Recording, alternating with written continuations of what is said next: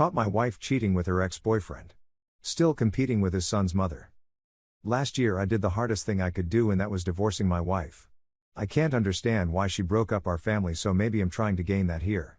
I know my friends would say to just get over it, but it makes my head spin sometimes, I can't lie.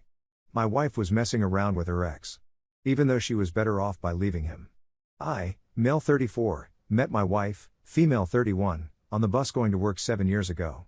She got on the bus 3 stops after me, and I would always stare at her.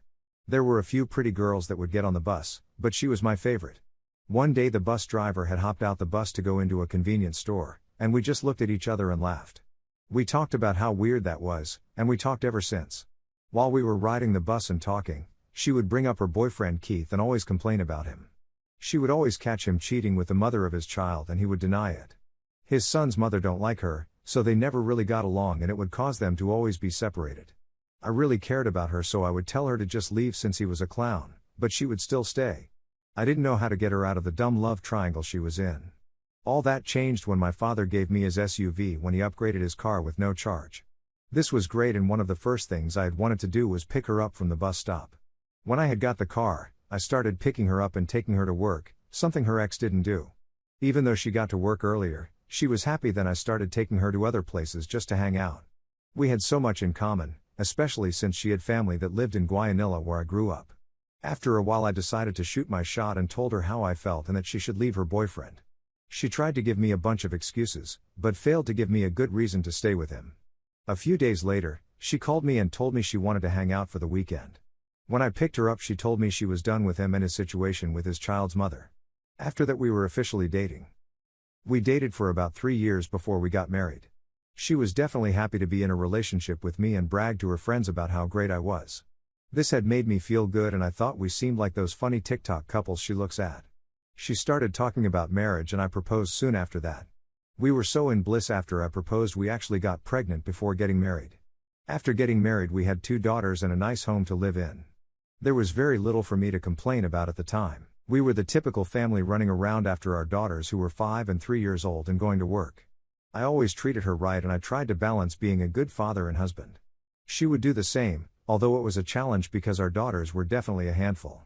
One day my cousin Anthony canceled on me because his mom was getting out of the hospital. Since he was picking her up, I decided to take my wife's car to finally get her check engine light taken care of. After walking out of the shop, I opened her glove compartment up to put the paperwork inside for later. When I opened it up, a bunch fell out and I had to pick it up. While I was cleaning it up, I found a pretty recent picture of her with her ex-boyfriend Keith. The picture surprised me because it was a picture of him locked up somewhere. In the picture with him was my wife and his sister Nadine. This surprised me because I never heard about her visiting him while he was locked up. I didn't even know he was locked up. He got a little heavier, his dreads were longer, and he was wearing glasses he didn't need, but it was definitely him. After cleaning up the mess, I drove home with a bunch on my mind. I couldn't understand why she was going to meet him while he was locked up, and why I wasn't told about this. It gave me a sinking suspicion about this, especially since it was so hard to get her to leave the love triangle situation she was in. When I got home my wife was watching TV and went straight for the computer. I did a deep dive and I found out more about the situation. Apparently I knew I wasn't going to find anything on her social media, so I checked his sister Nadine's page. I found out he's been out for 3 years thanks to the pics. Looking further through Nadine's friends, there were pictures of my wife with Keith and Nadine at a couple places and parties. Seeing this got me emotional and I had to ask her about it and see what she has to say. I started up a conversation with my wife and I casually asked if she heard from Keith. She looked at me confused and had told me she hadn't heard from him. I couldn't believe she just lied to me in my face, and I knew I couldn't trust her anymore. When that happened I started thinking about all the things I should have noticed that was going on. She was gone more often, she stayed up later on the phone, and she avoided romantic gestures towards me. After she lied I started snooping for some answers. To catch her slipping, I took on more responsibility with the kids so that she might use her free time to make a mistake around me. After a few days, she slipped up and told him I was going to be taking my kids to see my parents. After hanging with my kids and my parents I called the old lady who lived next door and asked did she see somebody come over my house. She said she did a while ago, and it was the same car it usually was. This surprised me because even our neighbor knew Keith was coming over. Even though I didn't know everything yet, I still was mad because deep down I knew what was up. When we got back, I asked her did she have any friends over and she said no and she just took a nap. This was bullshit, so I was really ready to leave her. That weekend, I made up an excuse to leave the house all day. I told her I was going to take my kids their classmate's house to play, and then I was going to see my cousin Anthony. She was fine with it, and when that Saturday came, I took the kids to the house and hung out at a close restaurant. After hanging out for 3 hours, I called her and got no answer. I called one more time and she still didn't answer, and that wasn't normal for her. After that, I drove onto my street and parked at the end of it. Walking back to the house, his car was there, and I got mad but still held it together. We lived in a ranch-style house, so I couldn't go through because we didn't have a upstairs to sneak in. This meant I had to go in through the back where our kitchen was. Going in, when I had got to the living room, I could already hear them. Apparently they left the bedroom door open, and when I looked inside, I was destroyed by seeing him bang her in our bed. I just froze and I had to stop myself from being zoned out. After snapping back to reality, I went next door to my neighbor, so when I confronted her, I had a real witness on everything. After knocking on the door, her son opened the door, which was actually better. He asked me how I was doing, and I asked him could he help me with something in-house. He asked me what it was, and I said I just really need him to keep his eye on something for me. He said okay, and to give him a while because he was tending to his kids. After that, I went back to my house and had to wait for about 15 minutes for him to come over. This was hard to do because I had to see and hear him banging my wife while holding up for him. When he finally came in, I told him to wait in the living, and I walked in and had confronted them both. It was a real mess, and when we started all the shouting, our neighbor's son came in to see what was going on.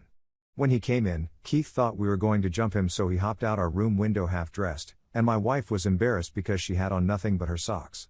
After shouting I wanted a divorce, she yelled back at me "F you," and we just left back to my neighbor's house. I thanked him for having my back and apologized that I didn't tell him what was going on. I told him I didn't think he would come over if I told him, and he laughed and said I was right.